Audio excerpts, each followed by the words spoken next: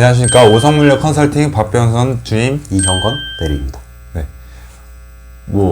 오늘 여기 위치가 어디인가요? 저희가 지금 다른 위치에 있잖아요. 주제 설명 안 하고 갑자기 네, 위치부터 오늘 위치부터 얘기하고 진행하는 게 좋겠죠? 여기가 그 하남시 갑자기 까먹나요? 고골? 고골동? 네. 네. 동은 아닌데 전화 좀 바꾸겠습니다. 안녕하십니까. 오성물류 컨설팅 박병선 주임 이형건 대리입니다. 네, 오늘 찍는 장소가 좀 다르지 않나요? 밖에 나오니까 좋네요. 네, 그렇죠. 네, 여기가 어딘가요? 여기가 지금 그 하남시 고골 쪽에 위치한 카페인데 네. 미락이라는 카페예요. 미락. 지금 여기 편집자분이 사진 몇 장 띄워주실 건데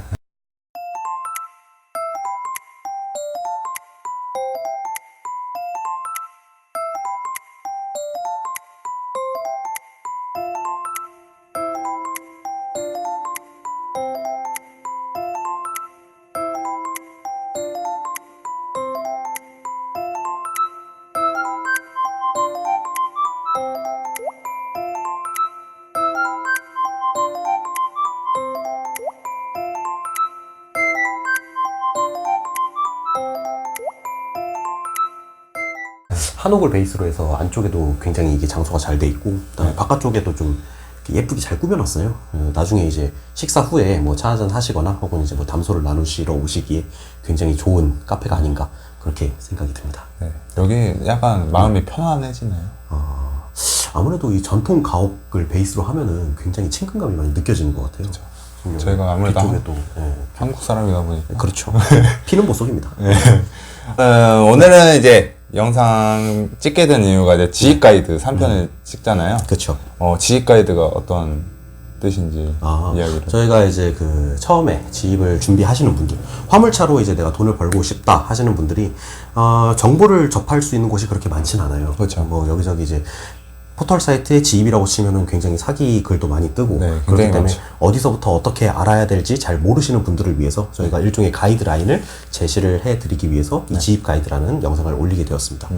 이제 1편하고 2편 같은 경우에는 제가 그 박병철 팀장하고 같이 이제 영상을 찍게 되었는데 3편부터는 이제 주임님과 또 함께 영상을 찍게 되었습니다. 네. 사실 박병철 팀장이랑은 잘 안 맞아요. 네? 일적으로는요? 네? 일적으로. 일적으로? 네. 일적으로 잘 안 맞아요. 이건 장난이고요. 네. 네. 새로운 번갈아 가면서 하는 것도 나쁘진 않으니까. 그쵸. 네. 뭐 잘 맞으면 계속 이렇게 잘 맞으면 이제 뭐 박 팀장 그냥 영상 안 찍는 네, 거 그렇죠. 밀려나게 되는 거. 네. 원래 이게 시장이란 게 그렇습니다. 그쵸. 네, 능력 있는 사람들이 그 자리를 메꿔야 회사가 잘 돌아갑니다. 그쵸, 맞습니다. 주임님처럼. 네? 저요? 땡입니다. 어이 고광렬이 저 아세요? 너는 첫 판부터 장난질이냐? 알겠습니다. 이제 지입 가이드 주제가 네. 오늘은 이제 지입차 종류에 대해서 알아볼 건데 지입차 종류 이제 브랜드를 봐도 네네. 굉장히 많아요. 외제차, 국산차. 그렇죠. 네. 네. 그러면은 이제 국산차 제가 알고 있는 건 두 개인데 뭐 현대랑 대우 타타. 네. 그러니까 이제 타타대우. 타타대우. 대우 타타래. 네. 대한민국에 공장을 두고 있는 네. 업체가 지금 현대 쌍용차하고 그다음에 이제 타타대우가 있고 그렇죠. 그리고 이제 요즘에 또 해외차가 굉장히 많이 늘었어요. 네. 이전에는 해외 차량을 보기가 쉽진 않았는데 네. 지금은 그래도 이제 뭐 수출이나 수입에 있어서 좀 수월하게 이루어지고 하다 보니까 유럽 쪽에 있는 차량들도 굉장히 많이 들어왔고요. 뭐 대표적으로 우리가 아는 게 볼보 트럭, 네, 그다음에 볼보. 이제 벤츠, 다임러 트럭 있고 그리고 또 만 트럭 그리고 만. 스카니아 트럭 그리고 최근에 이제 조금 신설돼서 새로 생기고 판매량이 올라오고 있는 게 이스즈와 이베코.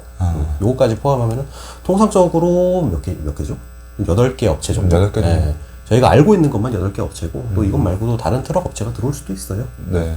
네. 근데 요 부분에 대해서 좀 이야기를 할 건데 지입 가이드 3편에서 저희가 이 차량에 대해서 이야기를 하는 이유가 1편하고 2편 같은 경우에는 이제 일자리에 대해서 설명을 드렸었어요. 네. 근데 일자리를 알고 났으면 어떻게든 일을 시작해야 되는데 지입이란 뜻 자체가 이제 내 물건, 내 차량을 가지고 수익을 발생시키는 것이기 때문에 어떻게 보면은 이 차량도 굉장히 중요한 부분이니까 그쵸. 그것도 짚고 넘어가야 될 부분이기 때문에 네. 저희가 이런 컨텐츠를 또 준비를 했습니다. 네. 그러면 첫 번째로 이제 우리나라 이제 그러니까 트럭 판매량이 어떻게 되는지 뭐 순위가 어떻게 되나요? 일단은 저희가 가장 많이 팔리고 있는 게 현대. 현대. 네. 그리고 트럭 판매량이 현대가 압도적으로 높아요. 네. 그 이유는 이제 그 다른 브랜드에서 손을 대지 않는 뭐 1.5톤, 1톤이나 네. 2.5톤, 3.5톤 이런 것들도 다 현대에서 자체 생산 중이기 때문에 현대가 가장 많이 팔리고 있고 네. 그 다음에 뒤를 잇는 것이 타타 대우가 타타데오. 있고 그 다음에 이제 외제차 순위를 따져 보면은 네. 볼보 트럭이 가장 많이 팔리고 있어요. 볼보. 네, 최근에 볼보가 좀 공격적으로 마케팅을 많이 하는 것 같은데 볼보 트럭이 해외 차들 중에서는 판매량이 가장 높고 그죠. 그리고 나머지는 이제 대수가 좀 고만고만하다고 보시면 될 것 같습니다. 네. 저는 원래 벤츠랑 네. 볼보가 굉장히 이쁘다고 생각을 해요, 차가. 승용차를 보시면은 아마 볼보랑 벤츠가 가장 많이 눈에 들어올 거예요. 그쵸. 그리고 이제 승용차 사시던 분들이 생각하는 게 이제 벤츠가 왜 굉장히 예쁘고 유명하기도 하니까 승용차적으로는 그래서 트럭도 괜찮겠구나 하는데 판매량을 보면은 벤츠가 막 열심히 이렇게 막 분발하고 있지는 않은 것 같아요. 이제 국산차를 먼저 이야기를 해볼 건데, 네. 아무래도 판매량이 1위라고 했지 않습니까? 국산차 중에. 그러면은 이제 국산차의 이제 현대 차량에 대한 이제 특징이 있다고 하면은 특징. 네. 현대차. 현대차 같은 경우에는 일단 솔직히 이건 대한민국의 수준을 넘어선 거의 뭐 세계적인 기업이라고 보시면 될 것 같아요. 현대자동차 그룹이 실질적으로 판매량이나 이제 수출량 이런 것들을 보더라도 세계 3위에 랭크가 되어 있고 그것들을 기반으로 이제 상용차를 굉장히 다양한 라인업을 확보해 두고 있죠. 현대자동차가 그 이제 국내에서 생산을 하다 보니까 굉장히 인프라가 잘 갖춰져 있죠. 인프라가 잘 갖춰져 있다. 그래서 여기저기에 뭐 영업소도 쉽게 찾아볼 수가 있고, 네. 정비소도 쉽게 찾아볼 수가 있고, 그리고 이제 우리가 뭐 어느 그냥 개인 정비소를 가더라도 현대차면은 일단 현대차는 오케이 다 받아주니까. AS가 아무래도 중요하죠. 어떻게 보면은 이제 승용차랑 그 부분은 좀 똑같다고 보시면 될 것 같아요. 그래서 뭐 AS가 어떻게 이루어지고 그 다음에 이제 정비가 얼마나 용이하고 부품값이 얼마나 저렴한지 이런 부분에 있어서는 현대가 가장 압도적이지 않나. 어떻게 지금 특징을 설명하라고 했는데 네. 장점을 설명했네요. 네. 그럼 근데 단점 얘기를 하자면은. 단점. 네. 단점. 이거는 이제 동의하시는 분들도 있을 거고 뭐 동의 못 하시는 분들도 있을 텐데 제가 이제 그 차주분들 만나서 현대 차량을 모시는 차주분들을 만나서 이야기를 들어보면은 떡마력 마력수에 비해 갖고 출력이 좀 낮은 그런 점이 있어요. 네, 그만큼 이제 다양한 라인업을 가지고 있지만 그리고 뭐 몇 마력이다 이렇게 홍보도 굉장히 크게 해놓지만 막상 이제 타서 뭐 엑셀을 밟고 언덕길을 수월하게 올라갈 수 있는 그 기준점들이 차주분들한테는 굉장히 중요하거든요. 근데 그것들이 조금 부족하다.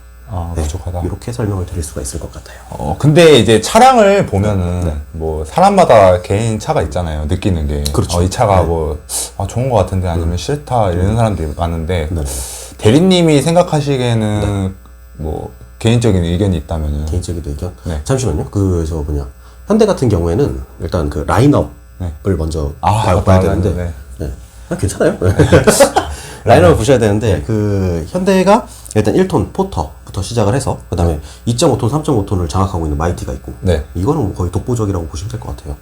최근에 이제 뭐 이스즈나 이베코에서 2.5톤이나 3.5톤 내놓고 있는데 사실 그것보다는 현대가 좀 더 좋다라는 분들이 아직까진 압도적으로 많고요. 그리고 그것보다 이제 톤수가 좀 더 올라간다 그러면은 4.5톤이나 5톤을 가지고 있는 메가트럭. 그리고 최근에는 이제 또 신제품이 나왔어요. 현대에서. 이름이 뭐였죠? 파비스입니다. 파비스. 맞아, 파비스. 저는 일부러 물어봤어요. 5.5톤 그리고 이제 뭐 7.5톤, 8.5톤 이런 것들을 출시를 하고 있고 그리고 그 위로 올라가면은 이제 엑시언트 그리고 엑시언트도 좀 고급화된 버전이 나왔어요. 엑시언트 프로라고 해갖고 현대가 라인업은 정말 좀 튼튼하게 갖춰져 있는 것 같아요. 그렇다면 이제 개인차가 있잖아요. 개인차? 그러니까 자기가 생각하는 그러니까 사람마다 다르잖아요. 이게 차량 타면은 이게 좋다, 나쁘다. 그렇죠. 개인적인 의견이 있잖아요. 개개인의 의견. 대리님의 개인적인 의견이 있다면. 제 개인적인 의견. 개인적인 의견이라 하면은 현대 같은 경우에는 일단 그 가장 확실한 강점이 있어요. 훌륭한 라인업과 그다음에 이제 그 정말 쉬운 용이한 정비, AS 정비. 이런 것들이 좋긴 하지만 이제 실질적으로 몰아본 차주분들이 약간 불평불만하는 게 아까도 말씀드렸지만 뻥마력. 제 개인적으로는 사실 그 뻥마력을 경험해보진 못했습니다. 네. 경험해보지 못했지만 그래도 그 부분을 좀 보완하면은 좀 더 이렇게 현대차에 대한 믿음 있잖아요. 네. 대한민국 사람들이라면은 그래도 우리나라 뭐 최고 기업 따지면은 뭐 삼성 그 다음에 바로 나오는 게 바로 현대니까. 네네. 그래서 이런 것들을 조금만 보완하면은 좀 더 훌륭한 업체가 될 수 있지 않을까. 지금도 뭐 훌륭하지만. 그쵸. 그래서 좀 더 고객 만족도를 높이면은 아마 그 해외 브랜드보다는 다들 그 분들이 다시 현대차로 돌아올 수 있지 않을까. 저는 이렇게 생각을 합니다. 주임님 의견 어떠세요? 저는 아무래도 3.5톤짜리 마이티가 좀 그래도 강점이지 않을까. 왜냐면은 국산에서는 현대밖에 없으니까. 그렇죠. 네. 저는 그렇게 생각을 합니다. 지금 이제 그 3.5톤도 현대가 많이 보완을 해줬으면 좋겠어요. 내년도에 이제 3.5톤 신차량들이 또 출시가 된다고 하는데 네. 다른 업체들도 네. 그 부분의 점유율을 좀 계속 유지를 하려면은 아마 그분들한테 좀 더 지금보다 나은 뭔가를 해야 되지 않을까 그렇게 생각이 듭니다. 저도 그렇게 생각을 합니다.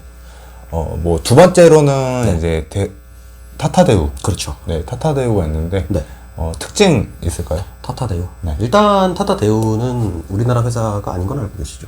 네, 알고 있습니다. 인도라고. 본래 이제 그 대우 그룹이 있었는데 네. 그 대우 그룹이 부도를 하면서 이제 승용차 부분과 상용차 부분이 나뉘어져서 승용차는 GM 쪽으로 가고 네. 그리고 이제 상용차 같은 경우는 타타로 왔는데 그래도 일단 그 대표이사는 우리나라 사람이에요. 뭐 지분율이 그 이제 인도 쪽에 가 있긴 하지만 그렇다고 해서 뭐 완벽히 인도 회사는 아니고 뭐 아직까지 생산도 대한민국에서 하고 있으니까 생산은 어디서 하고 있나요? 군산 공장에서 지금 생산을 한다고 저는 알고 있습니다. 네. 그쪽에서 다 차량이 출고가 되고 네. 한번 가서 본 적이 있었는데 네. 커요. 아, 굉장히 커요. 땅이 커요. 땅이 크다. 네, 그리고 볼 게 없어요. 볼 게 없어요? 되게 큰데? 아니 땅이 크니까 아. 이제 뭐 서울처럼 막 편의점 이렇게 있는 게 아니니까 네. 그러니까 좀 황량한 이렇게 평야. 네. 그렇게 저는 개인적으로 느꼈는데 어쨌든 네. 네. 대우의 특징 대우의 특징 같은 경우에는 되게 다른 데는 세분화되어 있는 것에 반해갖고 대우는 딱 두 가지의 브랜드를 가지고 있어요. 네. 노부스나 프리마 네. 둘 중에 하나. 근데 이 노부스만 가지고 있었을 때 보통 한 2006년도에 노부스 차량이 나왔는데 네.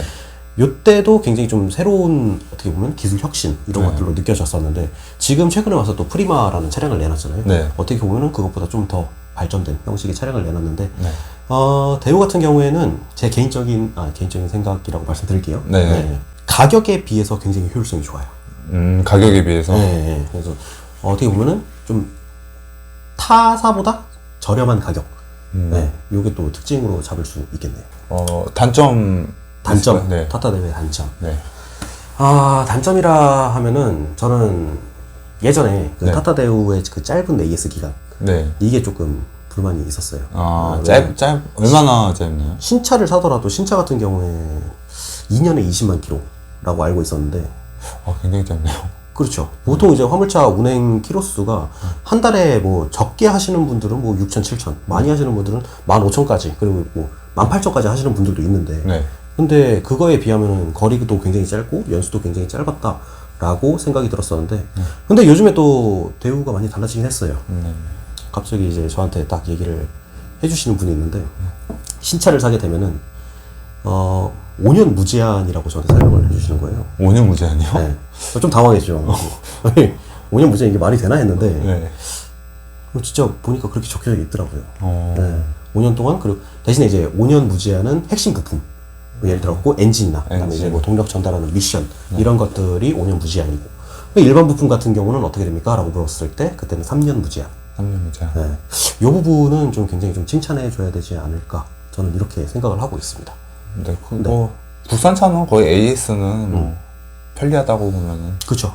이제 타타 대우도 뭐 인도 회사라고 하지만 일단 인프라가 기본적으로 우리나라에서부터 시작을 했기 때문에 그렇죠. 인도에서 생산을 하는 게 아니니까 부품 수급도 굉장히 용이하고 그다음에 이제 정비소마다 타타 대우라고 대우 차량이다 하면은 거의 모르시는 분들이 없죠. 그렇죠. 네, 다 알고 있고 웬만큼은 다 수리를 해주시니까 이런 부분은 굉장히 편리하다라고 생각이 됩니다. 혹시 네. 타타대우의 이제 개인적인 의견이 있다면? 개인적인 의견. 네. 타타 대우 조금 차를 저희 차주분들하고 이야기하면서 느낀 건데 차를 만들 때 네. 좀 신중을 기해서 네. 여러 번 테스트를 거쳐서 만들었으면 좋겠어요. 어, 이게 왜냐하면은 엔진이나 뭐 미션 이런 부분들은 다 뭐 괜찮다고 하는데 네. 약간 편의성 이런 것들이 조금 부족하다. 차주분들의 편의성. 주된 의견이 이렇습니다.